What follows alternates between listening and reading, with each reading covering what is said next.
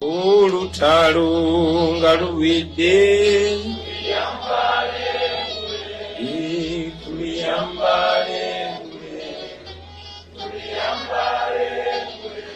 olutalo nga luwedde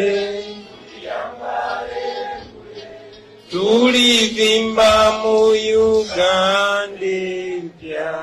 Thank you, ladies and gentlemen. Please take your seats. People power! Our power! People power! People power! Our power! People power! NUP! Everywhere! Everywhere! NUP! Thank you. Thank you, ladies and gentlemen. Njagala nnyo okwebaza okusookera ddala abakulembeze bannange. Nja kwebaza Comrade Secretary General David Lewis Wangwe awebala emirimu n'okwetawula non-stop olw'abana Uganda. Nja kwebaza Comrade Nyanzi Secretary waffe ow'okunga mu ggwanga lyonna. Sebo webale sacrifice eyo emirimu gy'okolanga mwejo emirimu gwe mulina ogw'okugumira emiggo.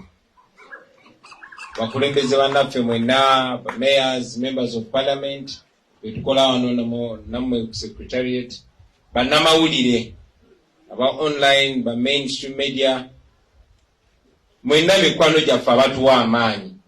Abakulembeze ebiseera ebisinga abasinga otuwa amaanyi mwe abakulembeze abatalina bifo oba offices, naye nga muli bakulembeze mwebale nnyo mwebale nnyo. Leero njagala kwogera ku nsonga si nnyingi nnyo. Njagala kwogera ku nsonga era ezitawanya abaana Uganda zitasobola kwewala kwogerako.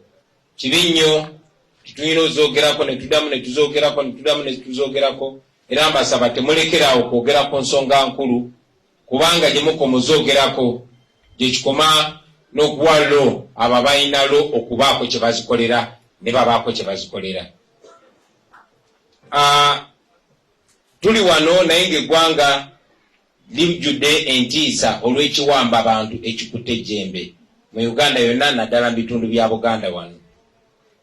Bannayuganda bonna basula ku tebuuke naddala mu bitundu ebya wano mu Buganda, naye ate naddala bannaffe Abasiraamu. Mwalabye mwenna n'okwewuunya engeri Abaserikale gye balumbye amaka ga Sheikh Kamoga ne bakola buli kika kya ffujjo kye mwalabye nga birina ku kamera, naye kubanga bayinaayinanga waabwe atakyatya kuswala, ate nkakasa takyatya na kuswaza.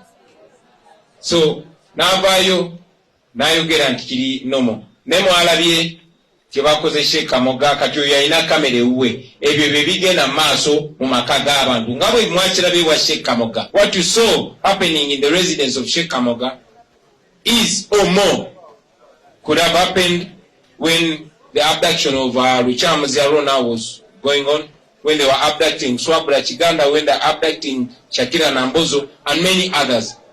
These are only the few that we have access to, but numerous other abductions are ongoing.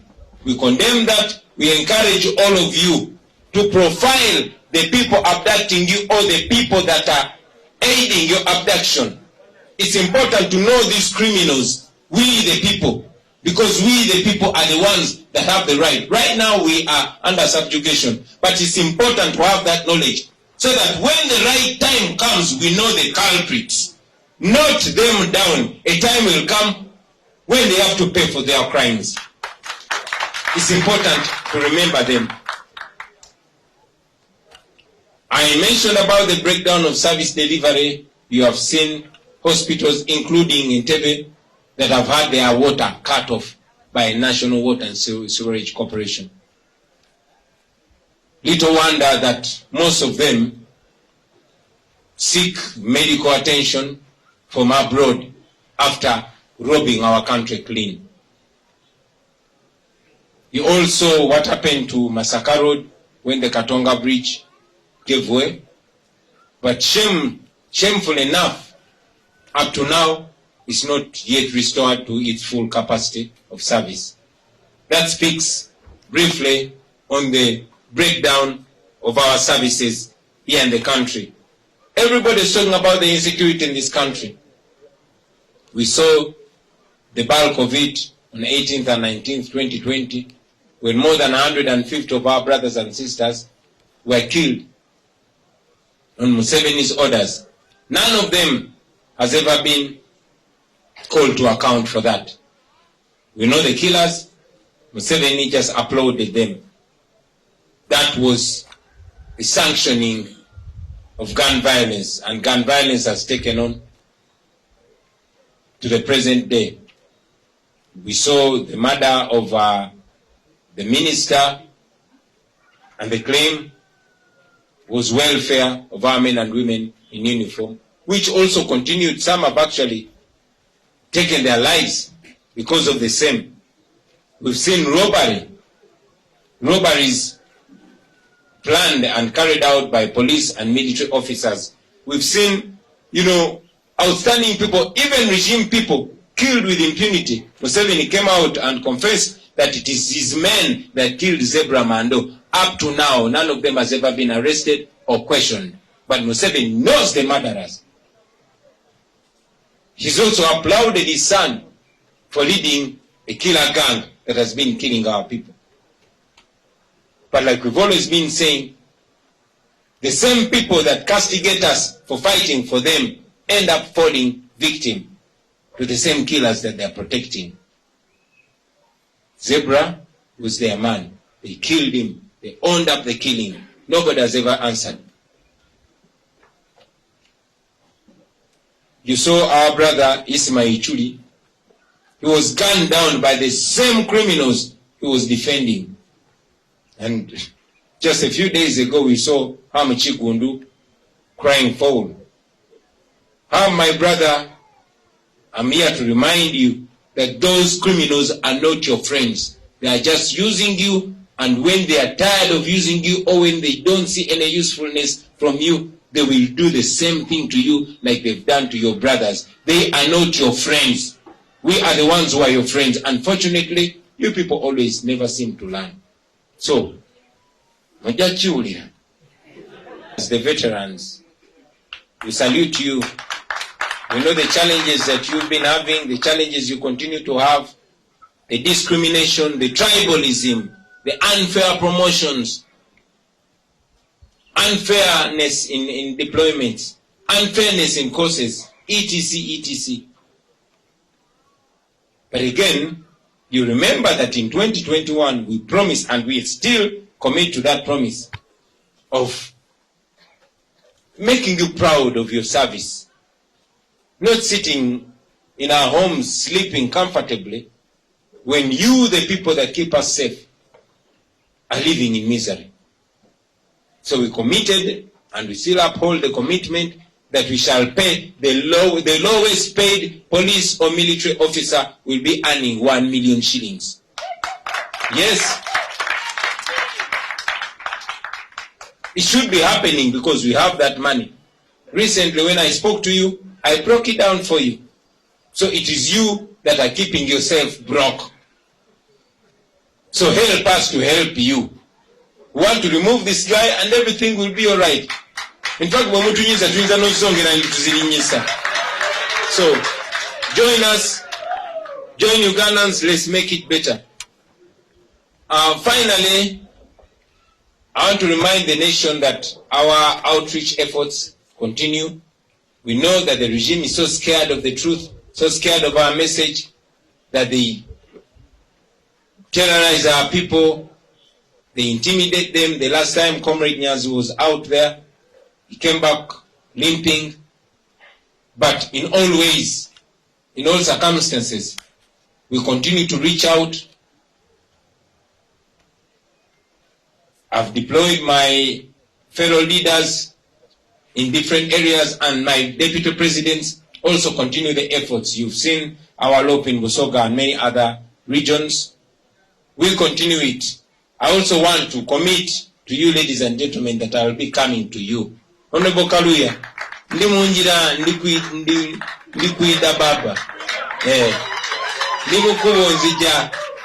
Secretary General, aba west bagambe ndio muhanda neza kuija aba north olicho likanduleke mwenze kutema. So friends, finally, as you go on your business, as you connect, as you reach out, please take this message. Our mission is not only to build this, our political party. While we are happy that brothers are joining us, especially from the dreaded NRM, while we welcome brothers and sisters from FDC, from DP, from other political parties, I want you to know that FDC, they are not our enemies. DP, they are not our enemies. It is good to work under one institution. But again, we've said it before, that our mission, first and foremost, is not to build our political party. Our mission is to remove a dictator.